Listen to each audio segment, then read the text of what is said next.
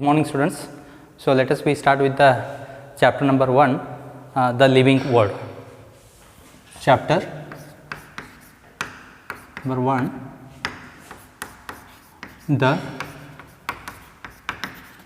living world. Okay. So this is our first chapter, living world. In previous video we discussed about the introduction, the biodiversity. That means the species richness, the different variety of organisms which are existed on this earth, that is known as biodiversity. So now what is the question here is, what is living?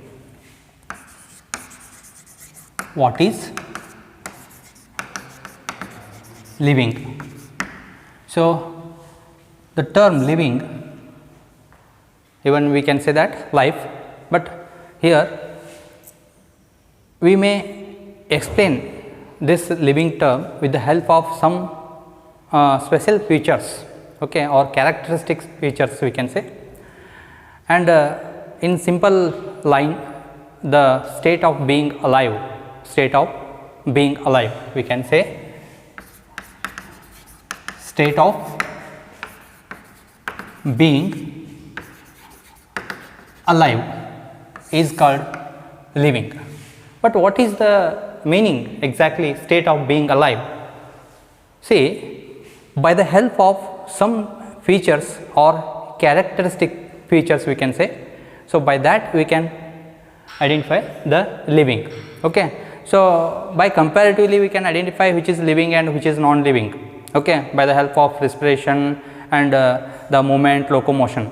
But exactly the real characteristics or fundamental characters we can say, so or defining, how to define living. So all characters may not define it, okay. So even the respiration may not be visible, okay, it is an invisible feature.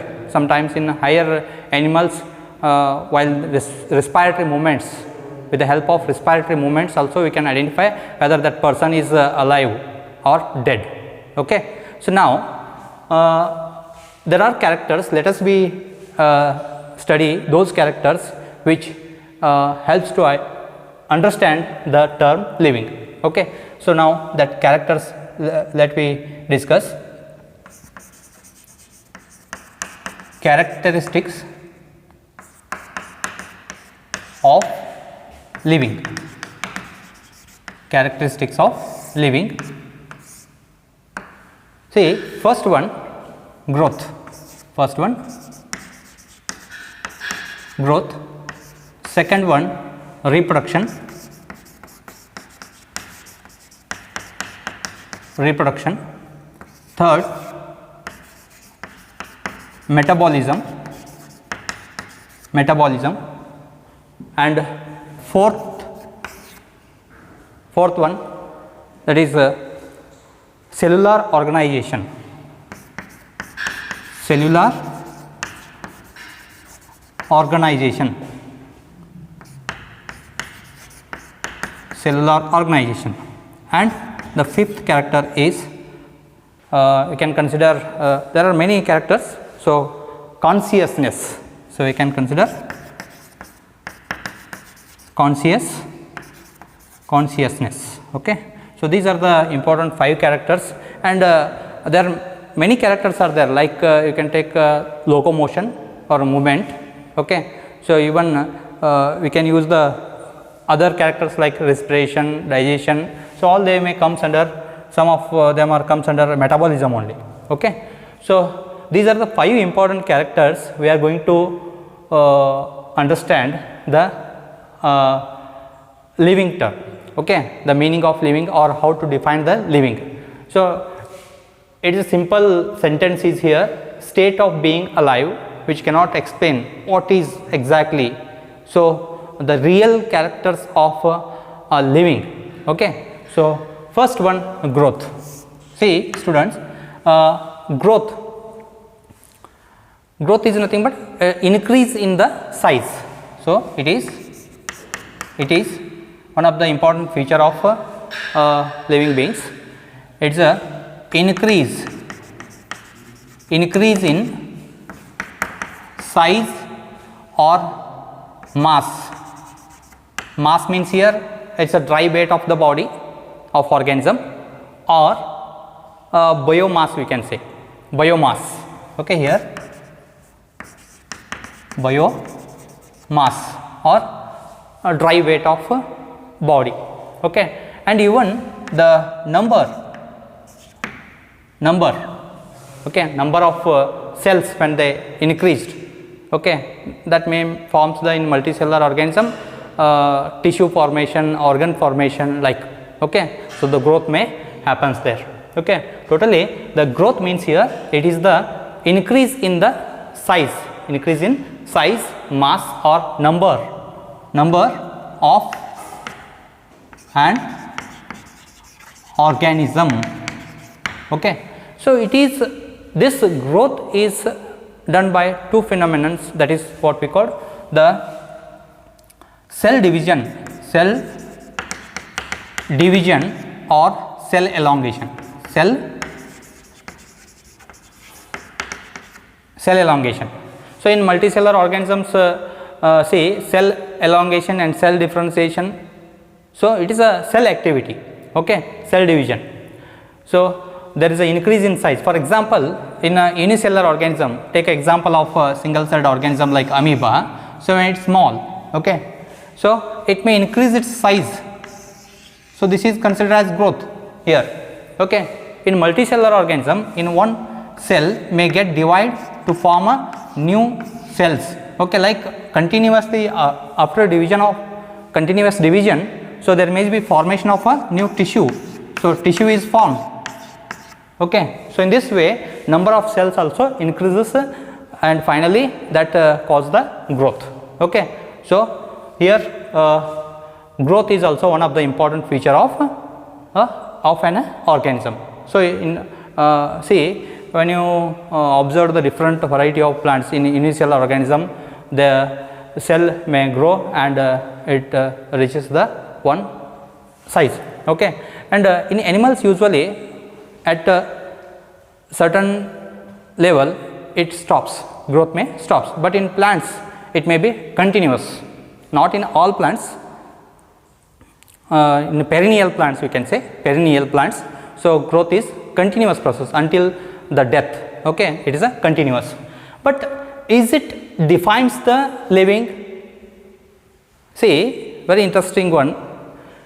Is it this property growth is there, no? Is it defines the growth defines the living term? No. So it may be a fundamental character of living organisms. Okay, but even growth can be seen in non-living. Growth is possible in non-living. So like you can take the example of mountains. Mountains also grow. How they grow? Not internally. See, mountains are grown by the addition of external things, so they can also grow in course of time. Okay, so that's why it is not the unique or exclusive character of living. Okay, so that's why it is not considered as a not defining character. It is considered as just fundamental character, but not a defining. Okay, so this is growth is not defining. It is not a defining feature.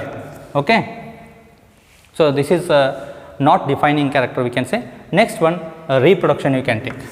Reproduction. Okay, so reproduction is also one of the important property of all living beings. Every living being will usually reproduce. Okay, so means in unicellular organisms also reproduce, multicellular organisms also reproduce. The process of reproduction may be different, either asexual or sexual or by different way of reproduction is there. Okay, so that will be learned in the next classes. Okay, so here reproduction is one of the feature of living. So when you consider, see, reproduction means the production of its own kind. Okay, the reproduction is nothing but it is a production of